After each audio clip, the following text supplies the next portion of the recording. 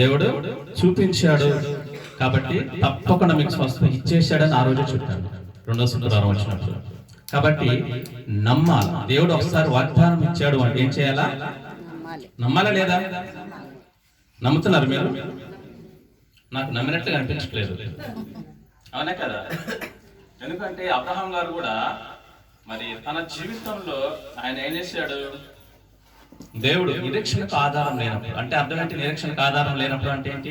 నమ్మడానికి అవకాశం లేని రోజుల్లో, అవునా? నిరీక్షణకు ఆధారం లేని రోజుల్లో అబ్రహాం ఏం చేశాడు?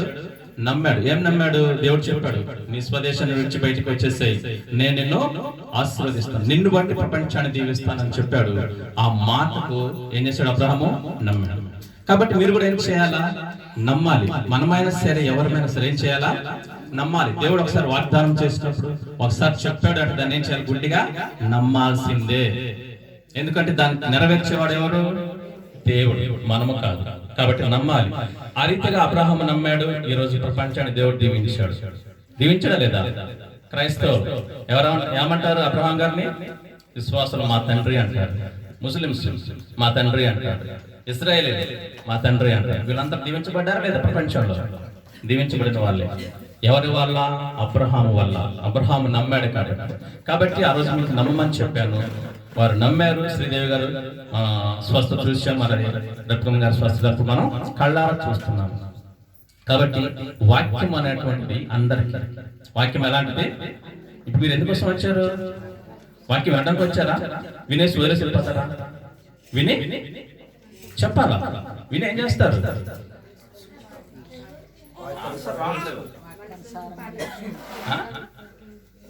అయ్యో, మీరు వినేం చేయాలా? మనలో ఏదైనా లోపాలు ఉంటే సరి చేసుకోవాలి, ఏదైనా బలహీనత ఉంటే వదిలిపెట్టుకోవాలా. అంతేకాదు, తర్వాత వాక్యానుసారంగా జీవించాలి. అలా జీవించకపోతే ఎక్కడికి వెళ్తావు? నరకానికి వెళ్తావు. కాబట్టి పిల్లలు గమనించండి, వాక్యము దేవుడు మనకి ఇచ్చాడు అంటే వాక్యము అందరికీ వాక్కు. ఎవరికి? వాక్యము అందరికీ వాక్కు. నీకు వాక్కు ఎవరికి? నీకు. వాక్యం అందరికీ, వాక్కు మాత్రం నీకు. అంటే ఇప్పుడు నేను వాక్యం మాట్లాడుతున్నాను, వాక్యం చెప్తున్నాను. 1 గంట చెప్పొచ్చు, 3 గంటలు చెప్పొచ్చు, 5 గంటలు చెప్పొచ్చు. కానీ వాక్కు అనేటువంటిది నీకు మాత్రమే. ఆ వాక్యం అంతటిలో కొన్ని పదాలు నిన్ను తాకుతాయి, నీకు గుచ్చుకుంటాయి, నిన్ను సరిచేస్తాయి. అయ్యగారు నాకేం చెప్తున్నారు, నన్నే అంటున్నారు, నేను ఈ అయ్యగారు చర్చకి రాను అనుకోకూడదు. వాక్యం నీకు తగిలిందంటే అర్థం ఏంటి? దేవుడు నిన్ను సరి చేయడానికి కోరుతున్నాడని అర్థం. వాక్యం నీకు గుచ్చుకుంటున్నట్టు అర్థం ఏంటి? నీలో ఇంకా లోపం ఉందని అర్థం, నీలో ఇంకా బలహీనతలు ఉన్నాయని అర్థం. అంతేకాని అయ్యగారి మీద పగబెట్టుకొని నేను మీ చర్చికి రాను అనుకొని మానేయటం కాదు. ఎవరికి నష్టం? నీకే నష్టం. కాబట్టి వాక్యం వినేటప్పుడు చాలా జాగ్రత్తగా వినాలి. ఏం మాట్లాడుతున్నాడు దేవుడు, నాతో ఏం మాట్లాడుతున్నాడు అనేది గ్రహింపు కూడా ఉండాలి. ఈ చెవులో వినేసి ఈ చెవులు వదిలిపెట్టేస్తే ఏం ఉపయోగం ఉండదు. చచ్చిన తర్వాత ఎక్కడికి వెళ్తావు? నరకానికి వెళ్తావు. కాబట్టి ఆ భయం మనకు ఉండాలి, దేవుని భయం ఉండాలి. మనుషుల భయం ఉన్నా లేకపోయినా దేవుని భయం ఉండాలి. దేవుడు చూస్తున్నాడని భయం ఉండాలి. ఆ రోజు నమ్మమని చెప్పాను, వారు నమ్మారు. ఈ రోజు కార్యం చూస్తున్నాం మనం. అలాగే ఒక జరిగిన సంఘటన మీకు చెప్తాను, నమ్మకపోవటానికి నమ్మిన దానికి. ఓకేనా? ఒక విశ్వాసురాలు, మా అమ్మగారే ఉన్నారు. తను ఇంటి ముందు పెద్ద కొండ ఉంది. ఆ మా అమ్మగారు 3 రోజులు ఫాస్టింగ్ ఉండి ఉపవాసం ఉండి ప్రార్థన చేస్తుంది. ఏమని? దేవా, ఈ కొండను తీసే, నాకు ఇబ్బందిగా ఉంది ఇంటి ముందు. ఆయన 3 రోజులు ఉపవాసం ఉండి ప్రార్థన చేసి 4వ రోజులు వెళ్ళి తలుపు తీసి చూసింది. ఏమైంది? కొండ అక్కడే ఉంది. ఎవరు చెప్పింది? అక్కడే ఉంది. ఆమె అప్పుడేమనుకుంది తెలుసా? నేను ముందే అనుకున్నాను. ఏమని? కొండ పోదు అని. ఆమె ఏమనుకుంది? కొండ పోదు అనుకుంది. కానీ ప్రార్థన ఏం చేసింది? పోవాలని ప్రార్థన. జరిగిందా? 2 మాటలు నువ్వేం మాట్లాడితే ఎలా జరిగింది? దేవుడు ఏం తీసుకోవాలా? చెప్పండి, ఏం తీసుకోవాలా? కాబట్టి ఆమె నమ్మింది. ఏం నమ్మింది? పోదు అని నమ్మింది. కాబట్టి పోలేదు. అలాగే జరిగిన సంగతి ఇంకోటి. అమెరికాలో ఒక క్రైస్తవ విశ్వాసం, తన ఇంటి ముందు పెద్ద కొండ ఉంది. అమెరికాలో పెద్ద పెద్ద స్థలాలు ఉంటాయి, భూమి ఎక్కువ, పెద్ద దేశం. వాళ్ళ ఇంటి ముందు పెద్ద కొండ ఉంది. ఆయన కూడా చర్చికి వెళ్ళాలి, విశ్వాస కుటుంబమే. వారు కూడా ప్రార్థన చేస్తారు 3 రోజులు. ఇప్పుడు చెప్పింది మా అమ్మగారిని వేరే చోట, ఇప్పుడు జరిగింది అమెరికాలో. ఆయన కూడా ప్రార్థన చేశాడు. 3 రోజుల కోసం ప్రార్థన చేశాడు, వచ్చాడు, చూశాడు. 3 రోజులు అయిపోయింది, 4 రోజులు చూశాడు, కొండ అలాగే ఉంది. కానీ నమ్మాడు. ఏం నమ్మాడు? కొండను దేవుడు తీసేస్తాడని నమ్మాడు. నమ్మి దేవుడు ప్రార్థిస్తూనే ఉన్నాడు. కొండ తీసేస్తాడు దేవుడు, నా దేవుడు అని నమ్ముతూనే ఉన్నాడు. కానీ కొండ మాత్రం ఎదురుగా అలాగే ఉంది. కానీ 3 రోజుల తర్వాత నేషనల్ పార్క్ వాళ్ళు వచ్చారు. ఎవరు? నేషనల్ పార్క్ అంటే ఆ దేశానికి సంబంధించిన సెంట్రల్ గవర్నమెంట్ వాళ్ళు వచ్చి ఆ కొండను తవ్వటం మొదలు పెట్టారు. పెద్ద పెద్ద జేసీబీలు ప్రొక్లైన్ తీసుకొచ్చి లారీలు ఆ కొండను తీసేస్తున్నారు. 4 రోజుల్లో మొత్తం తీసేశారు. అక్కడ అద్భుతమైనటువంటి నేషనల్ పార్క్ స్థాపించడం జరిగిందా లేదా? అతను నమ్మాడు. ఏం నమ్మాడు? దేవుడు కొండను తీసేసాడు అని నమ్మాడు. అందుకే యేసయ్య కూడా అన్నాడు. ఏమన్నాడు? మీకు ఆవగించంత విశ్వాసం ఉన్నాడలా ఈ కొండ గురించి చెప్పాలా? అందరూ క్రైస్తవులే కదా, పాత క్రైస్తవులు. కాబట్టి కొండ నీకు లోబడుతుంది. ఈ బ్రదర్ చేసినట్టుగా నమ్మాడు, అది జరిగింది. అలాగే మనము కూడా ఏం చేయాలా? ఒక వాగ్దానాన్ని దేవుడు ఇచ్చాడు అంటే దాన్ని మనం నమ్మాలి. నమ్మి కూర్చుంటే సరిపోతుందా? మరి ఏం చేయాలా? ప్రార్థన చేయాలి. ఎలాంటి ప్రార్థన చేయాలా? ప్రార్థన చేయాలి. ప్రార్థన చేస్తే సరిపోతుందా? ప్రార్థన చేస్తే సరిపోతుందా? లేదు, దానికి తగ్గ పని కూడా చేయాలి, కష్టపడాలి. మీరు అనొచ్చు, దేవుడు వాగ్దానం ఇచ్చాడు కదా, దేవుడు నెరవేరుస్తాడు. ఎలా నెరవేరుస్తాడు? నువ్వు నమ్మకుండా, నువ్వు ప్రార్థన చేయకుండా, నువ్వు ప్రయత్నం చేయకుండా ఎలా నెరవేరుస్తాడు? మీకు అర్థమైన ఒక మాట చెప్తాను. నేను నీకు ₹1,00,000 ఇస్తాను, నా ఇంటికి రమ్మన్నప్పుడు మీరు వస్తారా? రారా? వస్తేనే కదా నేను ఇచ్చేది. మీరు రాకుండా నేను ₹1,00,000 ఇవ్వాలంటే ఎక్కడ కుదిరిద్ది? అర్థమైందా? మీరు నా ఇంటికి వస్తే నేను 1,00,000 ఇస్తాను అంటే మీరు రావాలి. మీరు చేయాల్సిన పని ఏంటి? రావడం. అలాగే నమ్మాలి, ప్రార్థన చేయాలి, ప్రయత్నం కూడా చేయాలి. దేవుడు అంటున్నాడు, నేను నిన్ను అత్యధికంగా దీవిస్తాను, ఆశీర్వదిస్తాను అంటున్నాడు. అలా అని చెప్పేసి మనం తినేసి తొంగను కూర్చుంటే పడుకుంటే సరిపోతుందా? ఎలా దీవిస్తాడు? నీ చేతి పనిని బట్టి దేవుడు దీవిస్తాడు. కాబట్టి పిల్లలు గమనించండి, మనము ఏదైనా దేవుడు వాగ్దానం ఇచ్చాడు అంటే మొదటి దాన్ని నమ్మాల్సిందే. నమ్మిన తర్వాత దాని తగ్గ ప్రతిఫలం, ప్రయత్నం మనం చేయాలి. కొన్నిటికి సమస్యలకి మామూలు ప్రార్థనలో సరిపోవు. మొండి సమస్యలు ఉంటాయి, వాటికి మామూలు ప్రార్థనలో సరిపోవు. ఏం చేయాలా? ఉపవాస ప్రార్థన చేయాలి. ఒక రోగం వచ్చింది, అంతేందుకు మనం కళ్ళ ముందు వీళ్ళే ఉన్నారు, చిన్న రోగం వచ్చింది. ఎక్కడికి వెళ్తారు? ఫస్ట్ ఆరోగ్య డాక్టర్ వెళ్తారు, అక్కడ తగ్గలేదు. ఆ తర్వాత హాస్పిటల్, అక్కడ తగ్గలేదు. ఆ తర్వాత పెద్ద హాస్పిటల్కి వెళ్తారు, అక్కడ తగ్గలేదు. ఆ తర్వాత అపోలోకి, హైదరాబాద్ వెళ్ళిపోతారు, అక్కడ తగ్గలేదు. ఇంకేదా అమెరికా వెళ్తారు లేదా? అంటే ఏంటి అర్థం? ఇక్కడ రోగం మొదలై కొద్దీ ట్రీట్మెంట్ పెరుగుతుంది. అవునా కదా? రోగం మొదలు ట్రీట్మెంట్ కూడా పెరుగుతుందా లేదా? అలాగే సమస్య పెద్దదైనప్పుడు ఏం చేయాలా? నీ 5 నిమిషాల ప్రార్థన, 10 నిమిషాల ప్రార్థన సరిపోదు, మామూలు ప్రార్థనలో సరిపోవు. ఏం చేయాలి? మొండిగా ఉపవాసం ఉండి ప్రార్థన చేయాల్సిందే. నేను ఉపవాసం ఉన్నానని చెప్పేసి నీ పని చేసుకుంటే సరిపోదు. ఏం చేయాలి? దేవునితో గడపాల, అత్యధిక సమయం దేవునితో గడపాలి. అప్పుడు మాత్రం దేవుడు నీ సమస్యకు పరిష్కారం ఇస్తాడు. అప్పుడు మాత్రం మనకు జాబ్ అనేది వస్తుంది. నేను ఫాస్టింగ్ ఉన్నాను రేపు గారి కోసం. ఎందుకు అంటే నాకెందుకు సడన్గా ఆలోచన వచ్చింది, తెలియదు. ఆలోచన వచ్చింది, ఫాస్టింగ్ ఉన్నాను. నిన్న మధ్యాహ్నం ప్రార్థిస్తున్నాను, అయ్యా నాకు చూపించావు, మరి అది నెరవేరకపోతే నీ నామానికి అవమానం కలుగుతుంది అని భారంతో ప్రార్థించాను. తర్వాత ప్రార్థన అయిపోయిన తర్వాత 4ంటికి పాస్టర్ గారు ఫోన్ చేద్దాం అనుకున్నాను, మర్చిపోయాను. బైబిల్ చదువుతానన్న వారే ఫోన్ చేసి మంచి వార్త చెప్పారు. సరే, దేవుని స్తోత్రం. వాక్యం అంటే వెళ్దాం. ఇంతవరకు చెప్పింది కొన్ని మామూలు విషయాలు చెప్పాలనుకున్నాను. యోహాను సువార్త 9వ అధ్యాయం 1 నుంచి 4 వచనం దయచేసి చదవండి. యోహాను సువార్త 9వ అధ్యాయం 1 నుంచి 4 వచనాలు. దయచేసి సమయం ఎక్కువైందని బాధపడద్దు, వినండి. మనందరికీ కావాల్సిన మాటలు దేవుడు మనకు ఇవ్వబోతూ ఉంటున్నాడు, ఆత్మీయంగా మనల్ని బలపరచబోతూ ఉంటున్నాడు. దయచేసి అయ్యగారు చెప్పినట్లు ఒకరినొకరు చూసుకోవటం, ఒకరినొకరు మాట్లాడుకోవటం కాకుండా దేవుని మాటలు ఆలకించండి. ఇంకొకటి, మైండ్ ఆబ్సెంట్ బాడీ ప్రజెంట్ అన్నట్టుగా కూడా ఉండొద్దు. బాడీ ఇక్కడే ఉంటుంది, మైండ్ మాత్రం, ఆలోచన మాత్రం ఉట్టు మీద, కూర మీద ఉంటుంది. అలా ఉండొద్దు. మీ మైండ్, బాడీ మొత్తం ఇక్కడే పెట్టండి. చదవాలి. ఆయన మార్గంలో పోవచ్చుండగా పుట్టుగుడ్డివాడైన మనుషుడు ఒకడు కనబడాను. ఆయన శిష్యులు, బోధకుడా, వీడు గుడ్డివాడుగా పుట్టుటకు ఎవడు పాపం చేసినని వీని కన్నవారా ఆయన అడగగా, యేసు, వీడైనను వీని కన్నవారైనను పాపం చేయలేదు కానీ దేవుని క్రియలు వీని యందు ప్రత్యక్షపరచబడుటకే వీడు గుడ్డివాడుగా పుట్టెను. ఈ వాక్య భావం ద్వారా దేవుడు మనల్ని బలపరచును గాక. ఆమేన్. చదివారా? విన్నారా? రిబ్కమ్మ గారు విన్నారా? అయ్యా విన్నారా? వినాలి, ఇటు వినాలి. దయచేసి గమనించండి, వాక్యం వినాలి. ఎవరు కూడా డిస్టర్బ్ చేయరు. ఇక్కడ మనం చూస్తే యోహాను సువార్త 9:1-4 చదువుతున్నాం. ఒక పుట్టు గుడ్డివా వ్యక్తి ఏం చేశాడంటే, త్రోవ పక్కన ఉన్నప్పుడు శిష్యులు అడుగుతున్నారు, ప్రభువా, ఇతను గుడ్డివాడిగా పుట్టడానికి ఎవరో పాపము చేశారు అంటే, అతను పుట్టడానికి ఎవరో పాపము చేశారు. అంతే కదా అర్థం. అతను గుడ్డివాడిగా పుట్టడానికి ఎవరో పాపము చేశారు. అవునా కదా? అవును. వాక్యం చదివిస్తుంది, దేవుని వాక్యం చదివిస్తుంది. తండ్రుల దోషముల కుమారుల మీదకి, వారి కుమారుల మీదకి 3-4 తరముల వరకు వెంబడిస్తాయి. తెలుసా నీకు ఆ విషయం?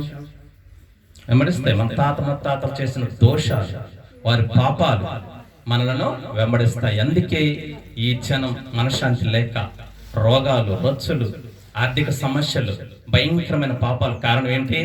మన ముత్తాతలు చేసిన పాపాలు. మన ముత్తాతన్నాడు అనుకోండి, ఆయన చేసిన పాపాలు, ఆయన కుమారుడు చేసిన పాపాలు, తాతగారు, తర్వాత మన నాన్నగారు చేసిన పాపాలు, ఆ తర్వాత మనం చేసిన పాపాలు, ఆ తర్వాత మన పిల్లల మీదకి వచ్చేస్తాయి. అంటే వాళ్ళు మనకు వెంబడిస్తాయి, మనవి మన పిల్లలకు కూడా వెంబడిస్తాయి. అవి కారణం. దేవుని వాక్యం సూటిగా సెలవిస్తుంది. కాబట్టి ఇవన్నీ వెంబడిస్తూనే వస్తుంటాయి. చెప్పుకుంటూ పోతే చాలా ఉన్నాయి, కానీ సమయం లేదు. కాబట్టి సత్యనపల్లిలో నాకు తెలిసిన పాస్టర్ గారు ఉన్నారు. ఆయనకి 32 సంవత్సరాలు వస్తే వాళ్ళ ఫ్యామిలీలో, వాళ్ళ వంశంలో ప్రతి మగాడు చనిపోయేవాడు. 32 సంవత్సరాలు వస్తే కరెక్ట్గా 32 సంవత్సరాలు చనిపోయేవాడు. కారణం ఏంటో తెలిసేది కాదు. అయితే ఇప్పుడున్న బ్రదరు దేవుని నమ్ముకోవడం జరిగింది, 40 ఉపవాస ప్రార్థన చేయడం జరిగింది. దేవుడు ఆ శాపాన్ని కొట్టివేశాడు. 36వ రోజు ఉపవాస ప్రార్థన రోజు ఆయన ఉన్నప్పుడు, మా సహవాసంలో ఫాస్టింగ్ ఉపవాసం అంటే ఏమి తినం, కేవలం మజ్జిగ, నిమ్మరసం తప్ప. ఆ బ్రదర్ అలా చేస్తున్నప్పుడు 36వ రోజు బయటికి వెళ్ళాడు సరుకులు తీసుకురావడానికి. వారు అమ్మగారులో వచ్చేసింది. ఏంటది? వచ్చేసింది. మిగతా వారంతా గుమ్ముకూడి ఆకులతోటి కొడుతుంటే అప్పుడు మాట్లాడుతుంది, అయ్యా, ఇన్ని సంవత్సరాలుగా, కొన్ని శతాబ్దాలుగా మీ కుటుంబాన్ని, మగవారిని అందరం తీసుకెళ్లేది నేనే తీసుకెళ్తున్నాను. ఇప్పుడు నేను తీసుకెళ్ళటానికి నాకు అవకాశం లేదు. ఇక్కడ దేవుని సన్నిధి ఉంది. నువ్వు నా చేతుల నుంచి జారిపోయావని ఆ అమ్మగారు స్పష్టంగా చెప్పడం జరిగింది. అదేంటి? శాపం, పాపం, దెయ్యం అలా చేసింది. ఎప్పుడైతే ఉపవాసం చేసి ఫాస్టింగ్ చేసి ఆ యొక్క శాపాన్ని పోగొట్టుకున్నాడో, ఇప్పుడు మంచి దైవజనుడిగా గొప్ప పరిచయం చేస్తున్నాడు. అర్థమందా? మన ముత్తాత నుంచి శాపాలు వెంబడిస్తాయి. చాలా మందికి తెలియదు. ఇవన్నీ ఒప్పుకోవాలి. దేవుని సన్నిధులు అంత ఈజీగా పోయేవి కావు. కాబట్టి ఇతను గుడ్డివాడికి పుట్టడానికి వాని కన్నవారా అని అడిగితే ప్రభు అంటున్నాడు, వాని కన్నవారు కాదు. ఇక్కడ మ్యాటర్ వేరు, నేను చెప్పింది వేరు. దయచేసి అర్థం చేసుకోండి. అయితే ఇక్కడ ఎవరు పాపం చేశారంటే, వారు కాదు పాపం చేసింది. వారు పాపం చేస్తే ఇతను గుడ్డివాడిగా పుట్టలేదు. ఎందుకు మరి పుట్టాడు అంటే, దేవుని క్రియలు ఇతనిలో ప్రత్యక్షపరచబడటానికే. అంటే అర్థం ఏంటి? దేవుడు గొప్పవాడు, దేవుడు చేసే పనులు గొప్పవి అని ఈ సమాజానికి తెలియడానికి అతను గుడ్డివాడిగా పుట్టాడు. ఈ రోజు కూడా మన గ్రామంలో జరిగినటువంటి ఈ క్రియ ఎవరికి మేలు? రిబ్కమ్మ గారికి మేలు, శ్రీదేవి కాక గారికి మేలు. దాని వలన ఎవరికి ఘనత, ఎవరికి గొప్ప? దేవుడు గొప్పవాడు. ఎలాంటి పనైనా ఆయన చేయగలడు. దేవునికి అసాధ్యం అనేది ఏది లేదు. నాకు అసాధ్యం అనేది ఏదైనా ఉన్నదా అని పలికిన దేవుడు. కాబట్టి మరి ఈ రోజు వారికి వచ్చినట్టు ఈ వ్యాధి నుంచి దేవుడు రక్షించాడు, విడిపించాడా లేదా? బాగు చేశాడు. ఎందుకు వచ్చింది అంటే, దేవుడు గొప్పవాడని నీ ద్వారా ఈ సమాజానికి తెలియడానికి. అంతే కదా? నీ ద్వారా ఈ సమాజానికి తెలియడానికి. కాబట్టి నేను ఆ రోజు చెప్పాను, భయపడవద్దు అని. కాబట్టి దేవుడు అన్నాడు, ప్రపంచమంతా ఏకమైన, నువ్వు ఒక్కదానివే అయినా, నువ్వు ఒక్కడివే అయినా, దేవుడు నీతో ఉంటే ప్రపంచం ఏమి చేయలేదు. అవునా కదా? దేవుడు నీతో లేడు, ప్రపంచమంతా నీతో ఉంది, ఓడిపోతావు. జాగ్రత్త. దేవుని దూరం చేసి నువ్వేమి చేయలేవు. యోహాను సువార్త 15:4 తీయనవసరం లేదు. నాకు వేరుగా ఉండి మీరేమియో చెయ్యలేరు. దేవునికి వేరుగా ఉండి మనం ఏం చేయలేం, కనీసం వెంట్రుక కూడా తీయలేం. కాబట్టి గమనించండి, దేవుని క్రియలు నీ ద్వారా ఈ సమాజానికి, ఈ గ్రామానికి తెలియచేయడానికి నీకు ఈ వ్యాధి రావడం జరిగింది. కాబట్టి భయపడాల్సిన అవసరం లేదు. ఆ తర్వాత మనం చూసుకున్నట్లయితే దానియేలు గ్రంథం 3:29 వచ్చిన కూడా ఒక చక్కటి మాట మనకు కనపడుతూ ఉంటుంది. ఎందుకంటే చాలా విషయాలు నేను సిద్ధపడ్డాను కాబట్టి కొంచెం త్వరగా వెళ్తాను, నాకు కూడా సహకరించండి బైబిల్ చదివేవారు. దానియేలు గ్రంథం 3:29 అక్కడ కూడా దానియేలు స్నేహితులు ఒకసారి చెప్పండి పేర్లు, వీళ్ళు రెఫరెన్స్ తీస్తారు, మిగతా వారు చెప్పాలి. దానియేలు స్నేహితులు ఎవరు చెప్పాలా? మిగతా వాడు తెలియదు ఎవరికి? చెప్పండి గట్టిగా. షడ్రక్, మేషక్, తప్పు, ఆ పేర్లు పలకొద్దు. మనం షడ్రక్, మేషక్, అబేద్నెగో పేర్లు పలకొద్దు. 1వ అధ్యాయం 6-8 వచనాల్లో ఉంటుంది. ఏమంటుంది? హనన్యా, మిషాయేల్, అజర్యా. ఆ పేర్లు ఏం పేర్లు తెలుసా? దేవుని పేరు, మన దేవుని పేర్లు. హనన్యా, మిషాయేల్, అజర్యా. ఇక నుంచి ఈ పేర్లు పలకండి. షద్రక్, మేషక్, అబేద్నెగో అనేటువంటిది కల్దీయుల అన్య దేవతల పేర్లు అవి. అదే 4వ అధ్యాయం 8వ వచనంలో ఉంటుంది. బెల్తాషాజరు అను నా దేవత పేరును బట్టి అని ఉంటుంది. అంటే అర్థం ఏంటి? కల్దీయుల దేవతల పేర్లు వారికి పెట్టడం జరిగింది నెబుకద్నెజరు రాజు గారు. కాబట్టి ఆ పేర్లు కదా మనం పలకాల్సింది. హనన్యా, మిషాయేల్, అజర్యా. కాబట్టి బట్టి పట్టనే కావాలి. కాబట్టి చదవండి 3:29. రాజా ప్రస్తుత కాలం గడిచిన పిమ్మట 3వ అధ్యాయం 29 చదువు. నేను ఒక శాసనము నియమించుచున్నాను, ఏదనగా ఈ విధముగా రక్షించుటకు సమర్థుడగు దేవుడు గాక మరి ఏ దేవుడును లేడు. కాగా ఏ జనులలో గాని, రాష్ట్రంలో గాని, భాషలు మాట్లాడేవారు గాని హనన్యా, మిషాయేల్, అజర్యా అనే వాళ్ళ దేవుడిని దూషించును, వాడు తుత్తులుగా చేయబడను, ఆ నీళ్లు పెంట కుప్పగా చేయబడను. ఇక్కడ విషయం ఏంటంటే హనన్యా, మిషాయేల్, అజర్యాలను ముగ్గురుని ఏం చేశాడు? ఆ నెబుకద్నెజరు అగ్నిగుండంలో పడేశాడు. తెలిసిన స్టోరీ కాబట్టి మనం ముందుకు వెళ్ళటం లేదు. అప్పుడు ఏం జరిగింది? వారికి వెంట్రుక కూడా కాలిపోలేదు, కానీ అగ్నివాసన కూడా రాలేదు. వారు ముందే చెప్పారు. ఏమన్నారు? హనన్యా, మిషాయేల్, అజర్యాలు ఏమన్నారు? రాజా, మేము ఈ దేవతకు పూజింపము, దానికి నమస్కారం చేయము, మా దేవుడు మమ్మల్ని రక్షించుటకు సమర్థుడు. 16వ వచనంలో ఉంటుంది. కాబట్టి గమనించిన ప్రియులరా, మనం రక్షించడానికి సమర్థుడు ఎవరు? మన దేవుడు. అది వినాలా?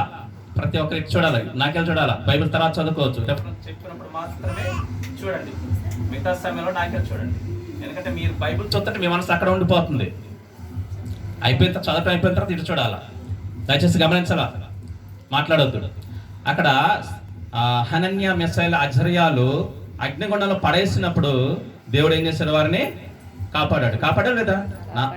అనుమానంగా చూస్తున్నారు. కాపాడాడు. వారు అంతకుముందు ఏమన్నారు? మమ్మల్ని రక్షించుటకు మా దేవుడు సమర్థుడు. కాబట్టి ఈ నమ్మకం ఉండాలి. వారు నమ్మారు. ఆ నమ్మకాన్ని బట్టే అందుకే యేసు ప్రభువు అన్నాడు, నమ్మవానికి సమస్తము సాధ్యమే. వారు నమ్మారు. వారు నమ్మిన దాన్ని బట్టి దేవుడు వారిని రక్షించాడు. ఆ కార్యం జరగటం వలన ఎవరికి మేలైంది? సకల లోక జనులకు మేలైంది. ఎందుకంటే ఈ విధంగా రక్షించడానికి సమర్థుడు నీ జీవముగల దేవుణ్ణి మీరు సేవించాలని నెబుకద్నెజరు ఏం చేశాడు? శాసనం పుట్టించాడు, చట్టం తీసుకొచ్చాడు. జీవముగల దేవుని మీరు శాసించాలి అని, సేవించాలి అని. చూసారా? ఆ ముగ్గురు స్నేహితుల ద్వారా, ఆ యూదులు బాలుల ద్వారా, హనన్యా, మిషాయేల్, అజర్యాల ద్వారా ప్రపంచ దేశాలు ఏం చేయబడ్డాయి? దేవుని వైపు తిరగటానికి కారణమైంది. కాబట్టి నీ ద్వారా దేవుడు నిన్ను రక్షించాడు భయంకరమైనటువంటి క్యాన్సర్ నుంచి. అవునా కదా? మరి నీ ద్వారా ఎంతమంది తిరుగుతున్నారు దేవుని సన్నిధికి? ఎంతమంది వస్తున్నారు? నీ కుటుంబస్తులు వస్తున్నారా? నీ భర్త వస్తున్నాడా? నీ పిల్లలు వస్తున్నారా? దయచేసి గమనించండి. నీ గ్రామంలో, నీ కుటుంబంలో ఎంత కార్యం దేవుడు చేశాడు కదా, మరి వాళ్ళని తీసుకురావాల్సిన బాధ్యత నీకు లేదా? దేవుడు రేపటి రోజులు లెక్క అడుగుతాడు. మనమందరం క్రీస్తు న్యాయపీఠం మీదట ప్రత్యక్షం కావాలి. తెలుసా మీకు ఆ విషయం? తీర్పు దినాన మనం ఏం చేయాలా? తీర్పు చెప్పాలా. మన ప్రతి ఆలోచనకు తీర్పు చెప్పాలి. జాగ్రత్త. మనం మాట్లాడే మాటలకు తీర్పు చెప్పాలి. మనం చేసే పనులకు తీర్పు చెప్పాలి. నువ్వు చర్చకు వస్తే సరిపోతుందా? నువ్వు మారితే సరిపోతుందా? నీ కుటుంబస్తులు మారాల్సిన అవసరం లేదా? అవి వెళ్తున్నారా చర్చకి? కోటేశ్వర గారు వెళ్తున్నారా? ఎందుకు మరి వెళ్ళాలా? వెళ్ళకపోతే ఎలాగా? మనం చనిపోయిన తర్వాత నరకానికి వెళ్తాం. వెళ్ళకపోతే, దేవుని తెలుసుకోకపోతే, జీవముగా దేవుడు యేసయ్య ఒక్కడే. కాబట్టి ఆ బాలుల ద్వారా, యవనస్తుల ద్వారా ప్రపంచ దేశాలు ఏం చేయబడ్డాయి? జీవముగా దేవుని వైపు తిరిగారు. సమస్త జనులు నీ ద్వారా తిరుగుతున్నారా? మిమ్మల్ని అడుగుతున్నాను, అందరినీ, వాళ్ళనే కాదు అందరినీ. కాబట్టి జాగ్రత్త. ఏదో చర్చికి వస్తున్నాం, దేవుని సేవిస్తున్నాం, 4 పాటలు పాడుతున్నాం, దేవుని వాక్యం వింటున్నాం, వెళ్ళిపోతున్నామా, పనులు చేసుకుంటున్నాం అంటే సరిపోదు. ఏం చేయాలా చెప్పండి? ఏం చేయాలా? అనేకులను మనం ప్రభు సన్నిధికి నడిపించాలా. వారు నడిపించారు. వారికి వచ్చినటువంటి ఆ శ్రమల నుంచి దేవుడు ఏం చేశాడు? కాపాడాడు. కాపాడిన తర్వాత వారు చేసింది ఏమీ లేదు అక్కడ. దేవుని మీద నమ్మకం పెట్టుకున్నారు, దేవుని మీద విశ్వాసం పెట్టుకున్నారు, దేవుడు వారిని కాపాడాడు. దాన్ని బట్టే గొప్ప కార్యం జరిగింది. దాన్ని బట్టి అనేకులు తిరగగలిగారు. కాబట్టి దేవుడు వ్యాధి నుంచి విడిపించగలడు. అదే రీతిగా శ్రమల నుంచి, కష్టం నుంచి రక్షించగలడు. కాబట్టి నీకు ఈ వ్యాధి వచ్చిందంటే అర్థం ఏంటి? దేవుడు రక్షించుటకు సమర్థుడని తెలియడానికి ఈ లోకానికి, ఈ సమాజానికి, నీ కుటుంబానికి, నీ భర్తకు, నీ బిడ్డలకు, నీ పిల్లలకు. తెలిసిందా లేదా? తెలిసిన తర్వాత అయినా సరే దేవుని సన్నిధికి రాకపోతే జాగ్రత్త. దేవుడు చూస్తూ ఊరుకోడు. దేవుడు ప్రేమమయుడే, కరుణామయుడే, దయామయుడే, దీర్ఘశాంతుడే అనొచ్చు మీరు. ఎస్, కరెక్ట్, ఒప్పుకుంటా. నాణానికి 2 కోణాలు ఉంటాయి, అవునా? రూపాయి నాణానికి 2 వైపులు ఉంటుందా? అలాగే దేవుడు కరుణామయుడు, ప్రేమమయుడే. మరొక వైపు దహించు అగ్ని. చూస్తూ ఊరుకునేవాడు కాదు, చేతకాని దేవుడు అసలే కాదు. ఎవరిని అక్కడ ఏం చేయాలో జాగ్రత్త, భయం కలిగి ఉందాం. తర్వాత మనం చూసినట్లయితే దానియేలు గ్రంథం 6వ అధ్యాయం చూడండి, 25 నుంచి 27 వరకు త్వరగా. దానియేలు కూడా అక్కడ మనకు ఒక విషయంలో మరి ప్రభు పట్ల ఎలా కలిగి ఉన్నాడు, ప్రభు పట్ల మరి ఎలాంటి విశ్వాసాన్ని కలిగి ఉన్నాడు చదవాలి.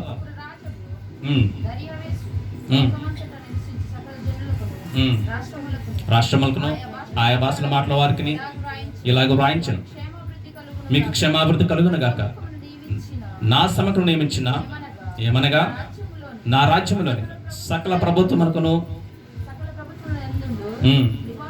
నివాసులు దానియేలు యొక్క దేవునికి భయపడవలనని ఆయన సముఖమున బ్రతుకుచుండవలెను, వణుకుచుండవలెను.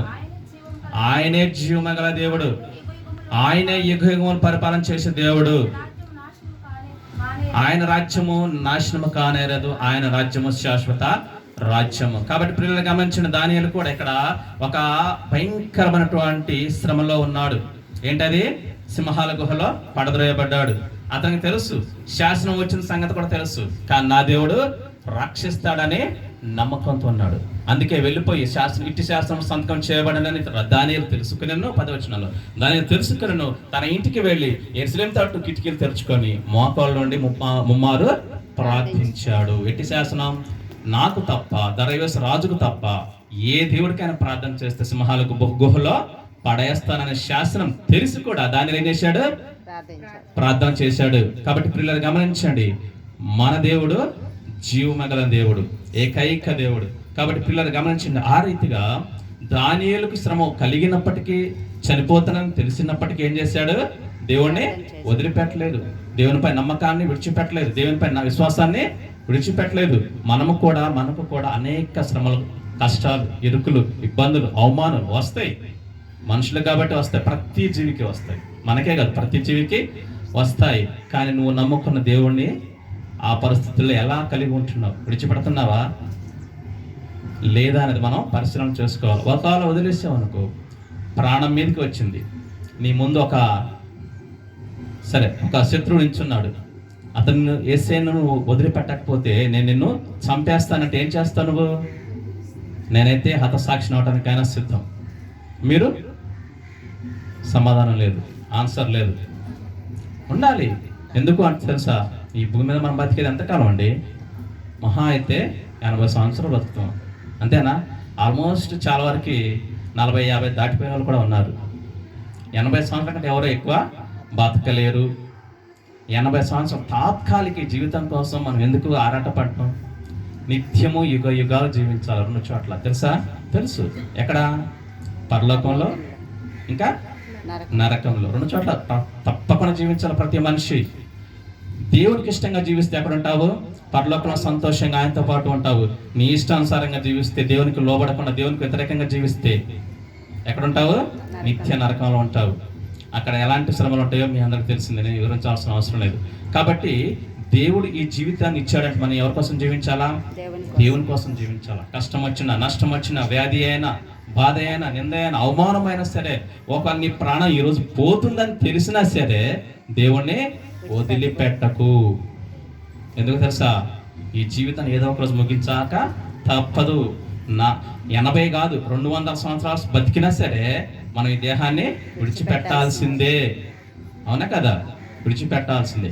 నిత్య రాజ్యం అన్నటువంటి పరలోక రాజ్యం ఉండాలి అంటే, అక్కడ సంతోషంగా దేవునితో ఉండాలి అంటే ఏం చేయాలా? శ్రమైన, కష్టమైన, అవసరమైతే ప్రాణాపాయ స్థితిలో అయినా సరే దేవుని మనం వదిలిపెట్టకూడదు. హనన్య మిషాయేలు ఆశ్చర్యాలు ఏమన్నారు? ఈ విధంగా మమ్మల్ని రక్షించడం మా దేవుడు సమర్థుడు. ఒకవేళ రాజా మా దేవుడు మమ్మల్ని రక్షించకపోయినా సరే మేము నీ ప్రతిమకు నమస్కారం చేయము. చూడండి ఎలాంటి తెగింపు. ఆ తెగింపు నీలో ఉండాల. ఎందుకు అంటే తాత్కాలికమైనటువంటి ఈ జీవితం కోసం మనం ప్రాకులాడటం కాదు. కొద్ది రోజులు ఉంటాం, ఎప్పుడు ఉంటాం కూడా తెలియదు. చావుకు చిన్న పెద్ద తేడా ఉందా? లేదు. దేవుడు ఎప్పుడు ఎవరిని రమ్మంటాడో తెలియదు. కాబట్టి గమనించండి ప్రియులారా. అదే రీతి మనం చూసినట్లయితే 1 రాజులు 18:36-39 కూడా మనం చూసుకున్నట్లయితే అక్కడ కూడా దేవుడు, యేసుక్రీస్తు దేవుడు ఏలియా గారితో మాట్లాడుతున్నటువంటి సందర్భంలో ఏలియా గారు ఒక్కడే నుంచున్నాడు అక్కడ. 1 రాజుల 18వ అధ్యాయంలో ఏలియా మహారోషము కలిగి దేవుని పక్షాన్ని నుంచున్నాడు. జీవము గల దేవుని పక్షాన్ని నుంచున్నాడు.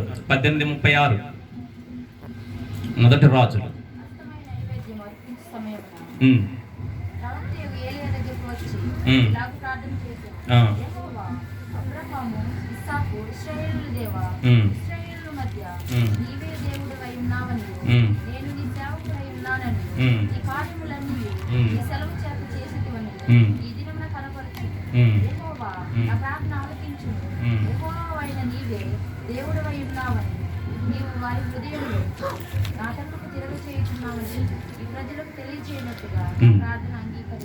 చూడండి ప్రియులారా, గమనించుంటే ఇక్కడ ఏలియా ప్రార్థన చేస్తూ ఉంటున్నాడు. మనకు తెలిసిన సందర్భమే ఇది.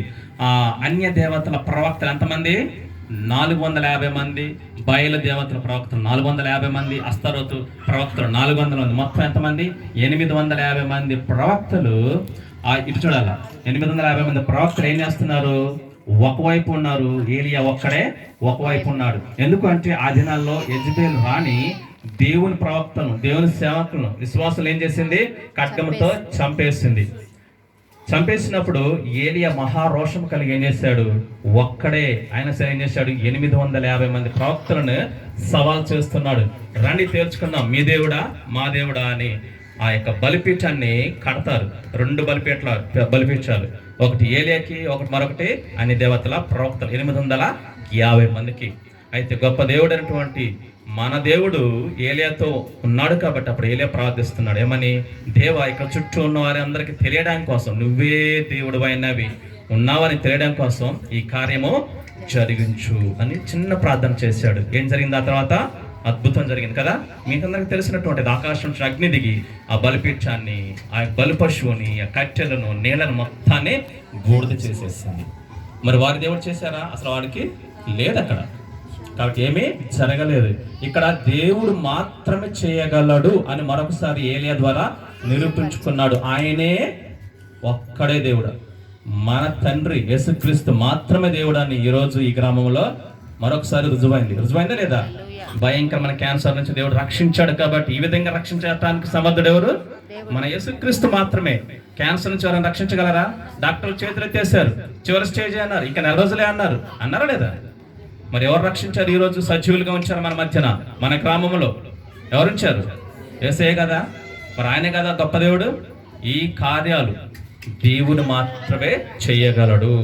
మొదటిగా వ్యాధి నుంచి రక్షించాడు, ఆ తర్వాత శ్రమల నుంచి రక్షించాడు, ప్రాణాపాయ స్థితి నుంచి రక్షించాడు. ఆయన మాత్రమే దేవుడు అని తెలియపరచడానికి కూడా ఈ యొక్క వ్యాధి మీకు రావటం జరిగింది. మీకు కూడా రావచ్చు, ఆల్రెడీ వచ్చే ఉంటుంది, భవిష్యత్తులో కూడా రావచ్చు. నా జీవితంలో కూడా వచ్చింది భయంకరమైన యాక్సిడెంట్ నుంచి. దేవుడు నన్ను అద్భుతంగా మరి కాపాడాడు. నాతో ఉన్న వ్యక్తి చనిపోయాడు, కానీ ఈరోజు మీ ముందు రీతిగా నిలబడగలిగాను. ఎక్కువసేపు నుంచోలేను, మీకు ఆ విషయం తెలుసలేదు. కానీ బలిపీఠ మీదకి వస్తే, వాక్యం దగ్గరకు వస్తే ఎంతసేపు ఉంటాను నాకే తెలియదు. భక్సింగర్ లాగా దేవుని కృప. కాబట్టి పిల్లలు గమనించండి, మన యేసు మాత్రమే దేవుడు అని నిరూపించడానికి ఈ కార్యం ఈ క్రమంలో చేయటం జరిగింది. దయచేసి గమనించండి. ఆ తర్వాత అయితే మరి నీ బాధ్యత ఏంటి? నువ్వు చేయాల్సింది ఏంటి? దేవుడు నిన్ను రక్షించాడు, సరిపోతుందా? మరొక అవకాశాన్ని నీకు ఇచ్చాడు నీ ఇష్టానుసారంగా జీవించడానికా? మరి ఆస్తులు పోగొచ్చుకోవడానికా? లేకపోతే ఇచ్చిన జీవితాన్ని నీ ఇష్టానుసారంగా బ్రతుకుతూ నీ ఇష్టానుసారంగా ఈ లోకంలో గడపడానికి కాదు. దేనికి ఇచ్చాడు దేవుడు? ప్రేమించి వేసే మరొక అవకాశం నీకు ఇచ్చాడు. హిజ్కియాకి ఇచ్చాడు లేదా? 2 అధ్యాయంలో హిజ్కియాకి మరొక అవకాశం ఇచ్చాడు. నీళ్లు చక్కబెట్టుకొని యేసే ప్రవక్త ద్వారా పంపినప్పుడు హిజ్కియా ఏం చేశాడు? కన్నీటితో ప్రార్థన చేశాడు. కన్నీటితో అంటే అర్థం ఏంటి? హృదయపూర్వకంగా యథార్థంగా చేశాడు, వేషధారణగా చేయలేదు. వేషధారణ చేస్తే దేవుడు చూస్తాడు, దేవునికి తెలుసు. మనకు తెలియకపోవచ్చు, మనుషులకు నిద్ర వస్తుంది అనుకుంటా చాలా మందికి. కాబట్టి గమనించండి ప్రియులారా, మనము కూడా దేవుడు ఏం చేయాలా? మనం ఏం చేయాలా? దేవుడు మనకిచ్చిన అవకాశాన్ని ఏం చేయాలా? మనకిచ్చాడు లేదు అవకాశాన్ని. ఈ రోజే మనం సజీవంగా ఉన్నామంటే ఎవరి కృప? దేవుడు ఇచ్చిన కృపే. ఎంతమంది సమయాన్ని చూడలేక ఈ లోకాన్ని వదిలి ఏం చేశారు? వెళ్ళిపోయారు, చనిపోయారు. అవునా కదా? దేవుడు ప్రేమించి నీ జీవితం మరొక దినాన్ని ఇచ్చాడంటే ఎందుకోసం బ్రతుకుతున్నావు? నీకోసం బ్రతుకుతున్నావా? తిని తొంగడానికా? ఎంజాయ్ చేయడానికా? ఇష్టానుసారంగా తిరగడానికా? దేనికోసం? నీ బాధ్యత ఏంటి? అందరినీ అడుగుతున్నా, నేను కూడా ఇంక్లూడింగ్. కాబట్టి మీరు కూడా గమనించండి, దేవుడు ప్రేమించి మరొక అవకాశం ఇచ్చాడంటే నీ కోసం బ్రతకడం కోసం కాదు, నీ కుటుంబం కోసం బ్రతకడం కోసం కాదు. దేనికోసం? దేవుని కోసం బ్రతకాలి, దేవుని పని చేయాలి, దేవునికి సాక్షిగా ఉండాలి. అంతేకాదు, మొదటిగా ప్రార్థన చేయాలి. నువ్వు ఈరోజు ప్రాణాలతో ఉన్నావంటే కారణం ఏంటో తెలుసా? ఎంతోమంది ప్రార్థన. ఈ విషయం తెలుసా మీకు? ఎంతోమంది ప్రార్థన. ఒక విషయం, దేవుడు ఏదైనా సరే ఈ భూమి మీద ఏదైనా దేవుడు ఒక విషయం చెయ్యాలి అనుకుంటే, అది ఏదైనా అద్భుతమైన, ఆశ్చర్యమైన, సూచకమైన, స్వస్థత అయినా సరే, దేవుడు ఏదైనా కార్యం చేయాలనుకుంటే మొదటగా ఏం కోరతాడు తెలుసా? ప్రార్థన కోరతాడు. ఆ ప్రార్థన ఎవరైనా కావచ్చు, మనకు తెలియచ్చు, తెలియకపోవచ్చు. ఆల్మోస్ట్ 80% తెలియదండి. మనం ఈరోజు సజీవంగా ఉన్నామంటే మన వెనక ఎంతో మంది పరిశుద్ధులకు అన్నిటి ప్రార్థనలు ఉంటాయి. వాళ్ళు ప్రార్థిస్తున్నారు కాబట్టి మనం ప్రాణాలతో ఉన్నాం. దేవుడు అదేవిధంగా ప్రతి కార్యం చేయడానికి ప్రార్థన కోరతాడు. మా గ్రామంలో నన్నే కోరాడు, చాలా ప్రార్థనలు కోరాడు దేవుడు. గ్రహించలేక ఇతను పోగొట్టుకున్నాను, అంటే గ్రహించలేక ఆ తర్వాత క్షమాపణ పొందుకున్నాను, ఏడ్చి కన్నీటితో క్షమాపణ పొందుకున్నాను. ఆ తర్వాత అడుగులేయటం ప్రారంభించాను. దేవుడు ఏం చెప్పాడు వారికి వెళ్ళి చెప్పడం జరుగుతుంది. వారు వినకపోని దేవుడు నాకు చెప్పాడు, నేను వెళ్ళి చెప్తున్నాను అంతే. వారు మార్చుకుంటారు, లేకపోతే లేదు. కాబట్టి నువ్వు ఈరోజు సజీవంగా ఉన్నామంటే ఎంతోమంది పరిశుద్ధుల ప్రార్థన. ఎందుకు అంటే రెబ్కమ్ గారు ఎవరో నాకు తెలియదు. గత 3 నెలల క్రితం దేవుడు నాకు చూపించాడు. ఎందుకు? ప్రార్థించు అని. ఆ రోజే నా యొక్క పాశ్యం గారితో చెప్పాను, ఎవరో తెలియదు, ఇలా దేవుడు చూపించాడంటే అయితే ప్రార్థన చేద్దాం. కోరాడా లేదా? ప్రార్థన కోరాడు. ఎందుకంటే తన తరపున ప్రార్థించేవారు ఉన్నారో లేదో నాకు తెలియదు, కానీ దేవుడు మమ్మల్ని కోరాడు. ఆ రోజు నుంచి ప్రతిరోజు ప్రార్థిస్తూ వచ్చాము. దేవుని మహాకృప. ఆ ప్రార్థనకు ప్రతిఫలంగా ఇంకా మీరు కూడా ప్రార్థన చేశారు, నేను కాదంటం లేదు. అయితే మన ప్రార్థనకు ప్రతిఫలంగా ఈరోజు సజీవంగా వారు నార్మల్ రిపోర్ట్తో ఉన్నారు. అవునా? కాబట్టి ప్రతి కార్యం జరగాలి అంటే ప్రార్థన మొదటిగా అవసరం ప్రతి వ్యక్తికి.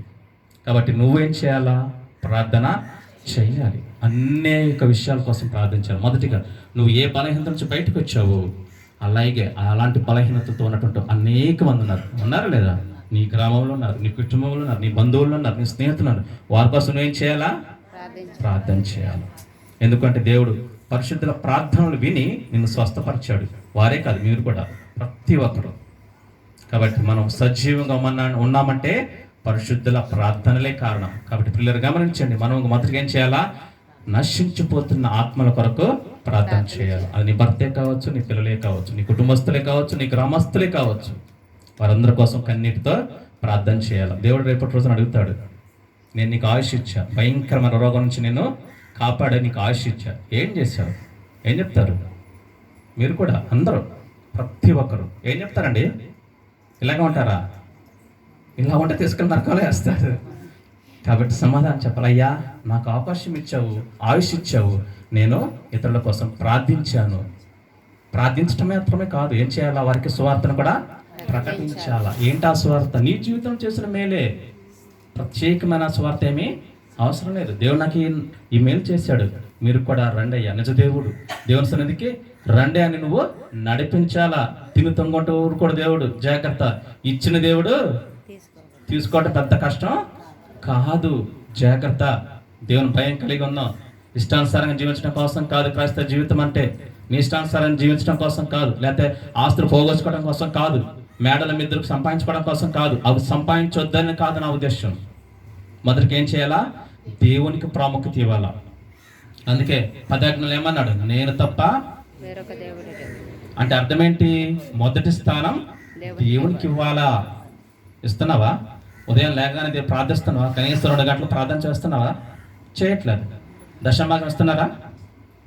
ఇవ్వట్లేదా? కానుకలు నేను అనేది దశమభాగం ఇస్తున్నారా? అరే ఎవరు మాట్లాడరేంటి? ఇవ్వట్లేదా? ఇవ్వకపోతే ఇవ్వండి. నా కోసం కాదు నేను చెప్పేది, మీకోసం చెప్తున్నా. దశమ భాగము అనేటువంటిది దేవుని సొత్తు. అది ఏమనుకుంటున్నారు? దేవుని ఆజ్ఞలు ఎప్పుడు వినట్లేదా? వెళ్తున్నారు కదా చర్చికి, ఏం నేర్చుకుంటున్నారు మరి? ఇదేనా నేర్చుకునేది? దశమ భాగం కానుకలు ఇవ్వాలా. అయితే నా ఉద్దేశం కానుకల కోసం కాదు, కానీ సమయం కోసం మాట్లాడుతున్నా. రోజుకి ఎన్ని గంటలు? 24 గంటలు. 24 గంటల దశమ భాగం ఎంత? 2.5 గంటలు. తెలుసు కదా. మరి ఎందుకు ఇవ్వట్లేదు దేవునికి?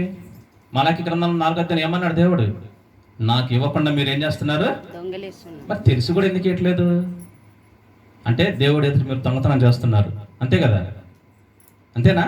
మా అమ్మగారు దొంగతనం చేస్తున్నాం, మనం చేస్తున్నాము. అవును, ఒప్పుకోవాలా. 2.5 గంటల రోజుకు ప్రార్థన చేస్తున్నారా మీరు? మరి చేయకపోతే దేవుని దగ్గర దొంగలే. మీరు ఏమన్నా అనుకోండి, నాకు అనవసరం. దేవుడు చెప్పాడు దశమ భాగము అన్నిట్లో తీయాల. కానుకలు ఒక్కటే కాదు, సమయంలో మోస్ట్ ఇంపార్టెంట్ సమయం. ప్రార్థిస్తున్నారు మీరు, రోజుకు 2.5 గంటలు ఒక విశ్వాసి తప్పకుండా ప్రార్థన చేయాలి. అది ఒక రూలు క్రైస్తవుడికి. ఆ తర్వాత మీరు ఎంతసేపు అని చేయి, నీకు దీవెన, నీకు మేలు, దేవుని రక్షణ నీకు ఉంటుంది. మీరు నన్ను అడగవచ్చు. అడుగుతారా? మీరు చేస్తున్నారా అయ్య గారని? ఎస్, నేను చేస్తున్నాను. ఉదయం 4 గంటలకు లేస్తాను, ముగించేసరికి 6:45 అయితే మరలా కుటుంబ ప్రార్థన, మళ్ళీ నైట్, మధ్యాహ్నం ఏదో ఒక సమయంలో చేస్తున్నాను. కాబట్టి అడుగుతున్నాను మిమ్మల్ని, మీరు కూడా అలా ఉండండి. దేవునితో సహవాసం కలిగి ఉండండి. మీ స్నేహితులతో కాదు సహవాసం, ఈ లోకంతో కాదు సహవాసం. దేవుడు ఏమన్నాడు? లోకంతో సహవాసం చేసేవాడు నాకు శత్రువు అన్నాడు. దేవుని వాక్యం చెప్తుంది. లోకంతో కాదు సహవాసం చేయాల్సింది. ఎవరితో చేయాలా? దేవునితో సహవాసం చేయి. నీకు ప్రతిదీ ఇస్తాడు దేవుడు. ఆయనకు అసాధ్యమైంది ఏది లేదు. నీకేదైనా అవసరం ఉందా, కొరత ఉందా? మాకు నుంచి ప్రార్థన చేయి. దేవుడు ఎందుకు ఇవ్వడు చూడు. మలాకి గ్రంథం దేవుడు అంటున్నాడు, నా సన్నిధికి వచ్చి నన్ను అడగండి, నేను మీకు ఇస్తాను. అది ఏదైనా సరే. అయితే దేవునికి ఇష్టమైనది అడగాలి, పాపము లేనిది అడగాల. నీ భోగచ్చలు నెరవేర్చుకోవడం కోసం కాదు అడగాల్సింది. దేవునికి ఇష్టమైనది అడిగితే దేవుడు ఇస్తాడు. కాబట్టి తప్పకుండా 2.5 గంటలు ప్రార్థన చేయండి. ఈ అనుభవంలోకి రండి. ఒకవేళ లేదా దేవుని అడగండి, అయ్యా క్షమాపణ అడగండి, ఇన్ని రోజులు నేను ఇవ్వలేకపోయాను, ప్రార్థించలేకపోయాను, దయచేసి నన్ను క్షమించు అని క్షమాపణ పొందుకొని ప్రార్థన చేయటం ప్రారంభించండి. ఒకవేళ ఉదయాన్నే 4 గంటలు లేకపోయిందా, సరే 4:30కి లేండి, లేకపోతే 5ంటికి లేండి. 1 గంట చేసుకోండి, మధ్యాహ్నం 1 గంట చేసుకోండి, మళ్ళీ పడుకుంటే 1 గంట చేసుకోండి. టీవీలు సీరియల్ చూస్తున్నారా? అబద్ధం ఆడద్దు, సీరియల్స్ చూస్తున్నారు, నాకు తెలుసు. జాగ్రత్త, నరకానికి తీసుకెళ్ళిపోతాయి. టీవీలు, సీరియల్స్, సినిమాలు ఏంటో అనుకుంటున్నారు, ఏదో ఆనందం కోసం, టైంపాస్ కోసం. తప్పు. ఆ టైంపాస్ ఏదో దేవునితో గడుపు. దేవుడిని దీవిస్తాడు, ఆత్మీయ ఆరోగ్యం ఇస్తాడు, ఆత్మీయ బలాన్ని ఇస్తాడు, అనేకులకు సాక్షులుగా నిలబెడతాడు, అనేకులు మేలుకరంగా నేను ఉంచుతాడు. టీవీలు, సీరియల్, అసలు టీవీ లేకుండా ఇంకా చాలా మంచిదని నా అభిప్రాయం. అవే లాక్కెళ్ళిపోతున్నాయి. కాబట్టి గమనించండి, 2.5 గంటలు సమయాన్ని మనం ప్రార్థనలో ప్రతిరోజు గడపాల్సిందే. దేవుడి నుంచి నువ్వు స్వరాన్ని వినాలి, నువ్వు డైరెక్ట్గా వినాలి. నేను విన్నాను జనవరి 12వ తారీఖు 2023 సంవత్సరంలో దేవుడు నాతో స్వయంగా మాట్లాడు. ఈ చెవులతో విన్నాను, మీరు వినాలి. అలాంటి అనుభవంలోకి రావాలి మనం.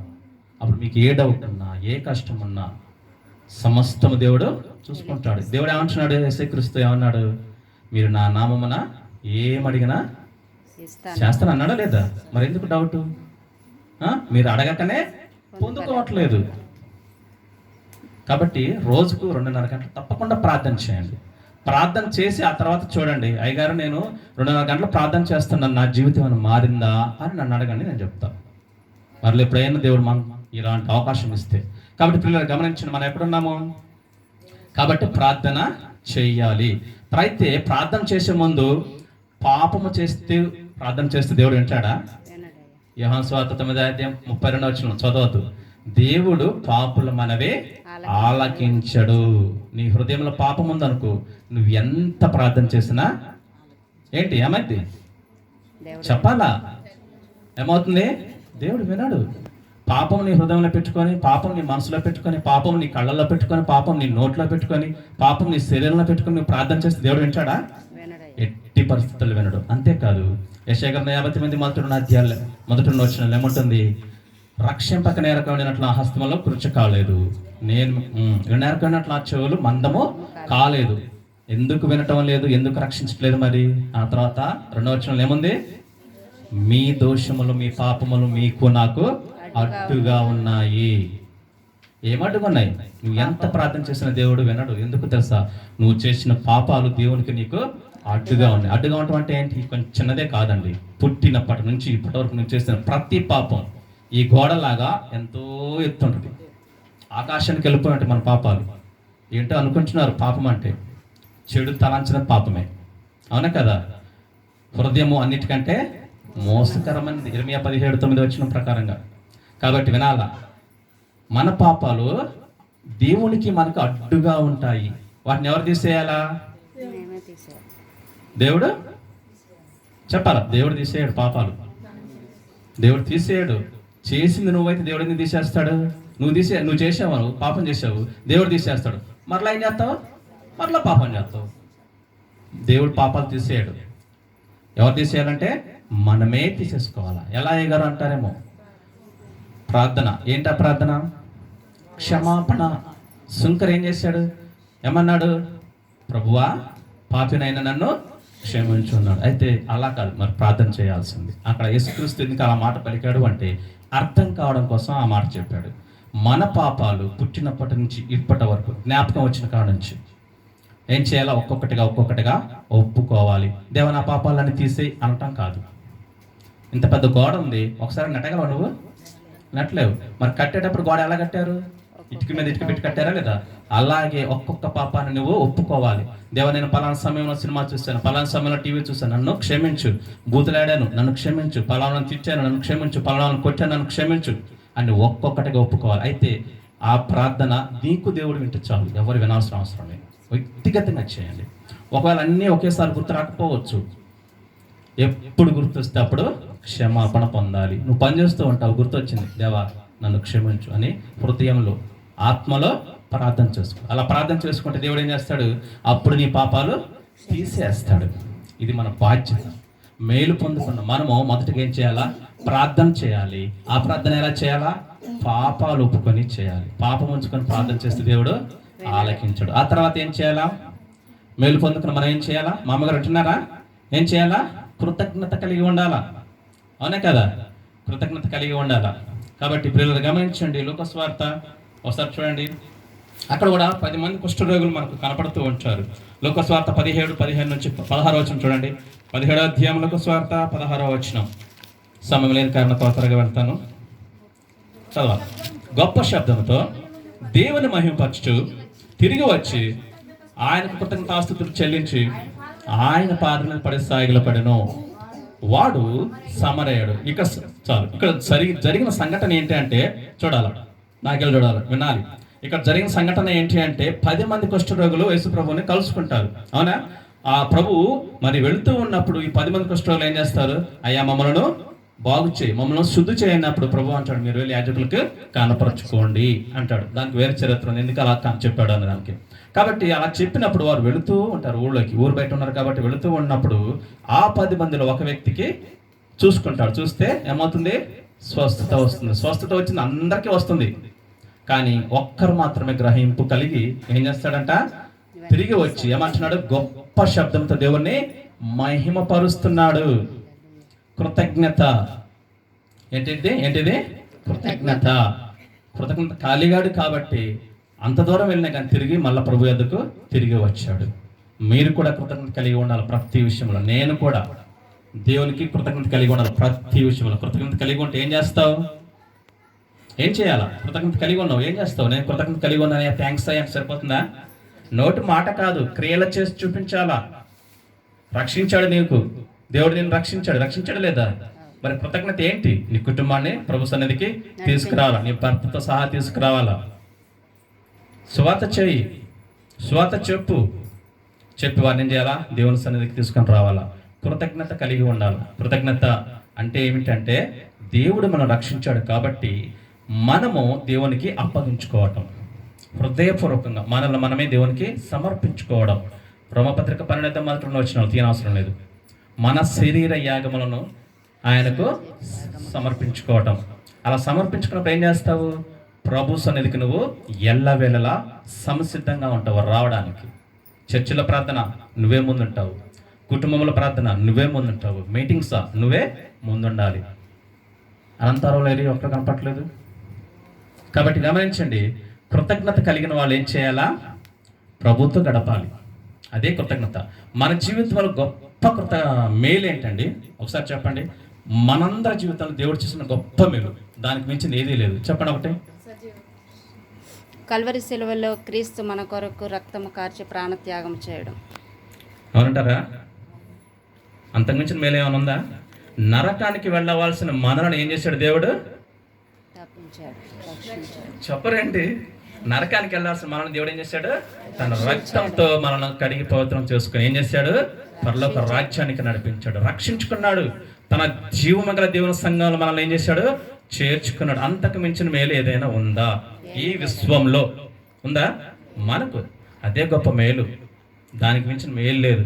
కాబట్టి ప్రతి ఒక్కరు కృతజ్ఞత కలిగి ఏం చేయాలా? ప్రభు సన్నిధిలో ఉండాలి. ప్రభు సన్నిధిలో అంటే అక్కడ నువ్వు ఎక్కడ ఉంటే అక్కడే ప్రభు సన్నిధి. అయితే నువ్వు దేవునితో సహవాసం కలిగి ఉంటే ఆ అనుబంధం, ఆ అనుభవం నీకు వస్తుంది. ఇప్పుడు నేను ఇలా ఉన్నాను, మీతో మాట్లాడుతున్నాను, నా హృదయంలో ప్రార్థన జరుగుతుంది. తెలుసా మీకు? మీరు నమ్మకపోవచ్చు, ఎందుకంటే కనపడదు కాబట్టి. అందుకే పౌలు అంటాడు, నేను మనసుతో పాడుదును, చెప్పాలా? మనసుతో పాడుదును, ఆత్మతోనూ పాడుదును. అంటే అర్థం ఏంటి? మనసుతో అంటే ఏంటి? నోటి ద్వారా పాడుతున్నాడు. ఆత్మతో అంటే లోపల హృదయపూర్వకంగా. మనం ఈ పని చేస్తూనే లోపల అనుకుంటామా లేదా? ఏదైనా అదే ఆత్మ. కాబట్టి మనము ఏం చేయాలా? కృతజ్ఞత కలిగి ఉండాలా. మనల్ని దేవుడు రక్షించుకొని ఈ రీతిగా సజీవులుగా ఉంచాడు. ఆత్మీయంగా నరకానికి వెళ్లకుండా పరలోక రాజ్యానికి మనల్ని చేర్చాడు. తన ప్రియ బిడ్డలుగా మనల్ని చేసుకున్నాడు. పిల్లలు గమనించండి. ఆ తర్వాత యోహాను సువార్త 9:4 మనం ఏం చేయాలా? మొదట ఏం చేయాలా? మన బాధ్యత ఏంటి? రక్షించబడిన మనము, దేవుడు మనం రక్షించుకున్నాడు. ఈ వ్యాధి నీకు ఎందుకు వచ్చిందండి? ఆ తర్వాత నువ్వు చేయాల్సిన బాధ్యత ఏంటి? ఎందుకు వచ్చింది? దేవుడు మనను, ఆయన దేవుడనని, దేవుడు ఉన్నాడని ఈ ప్రపంచానికి తెలియడం కోసం, ఆయనే రక్షించగలడని ఈ సమాజానికి తెలియడం కోసం, ఆయన నిన్ను విడిపించగలడని ఈ సమాజానికి తెలియడం కోసం ఇవన్నీ చూసుకున్నాము. అయితే మన బాధ్యత ఏంటంటే ప్రార్థన చేయటం, ఆ తర్వాత పాపాలు ఒప్పుకొని ప్రార్థన చేయటం, ఆ తర్వాత కృతజ్ఞత కలిగి ఉంటాం. ఇప్పుడు ఏం చేయాలి? చదవండి. ఎస్, మనము చేయుచుండవలన రాత్రి వచ్చిచున్నది, అప్పుడు ఎవడనో పని చేయడు. నేను ఈ లోకంలో ఉన్నప్పుడు లోకమనుకు చాలు. చూడండి, పగలు ఉన్నంత వరకు మనం ఏం చేయాలంట? పని చేయాలి. మనము పని చేయాలి. యేసు ప్రభు మనతో కలిపి ఉంచున్నాడు. అసలు చెప్పేదే మనకు, ఆయన చెప్పేదే మనకు. ఏం చేయాలి? మనం పని చేయాలి. ఏ పని చేస్తారు చెప్పండి? ఏ పని చేస్తారు? వ్యవసాయం చేస్తారా? వ్యాపారం చేస్తారా? ఉద్యోగం చేస్తారా? అదేనా?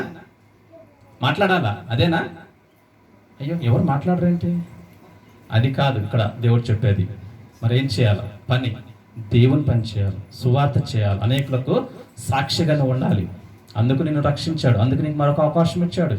నీ ఇష్టానుసారంగా వ్యాపారం చేస్తూ, వ్యవసాయం చేస్తూ నీ జీవితాన్ని జీవించడం కోసం కాదు, ఎంజాయ్ చేయడం కోసం కాదు, ఈ లోపల తిరగడం కోసం కాదు. ఎందుకు ఇచ్చాడండి మరొక జీవితాన్ని మనకు దేవుడు?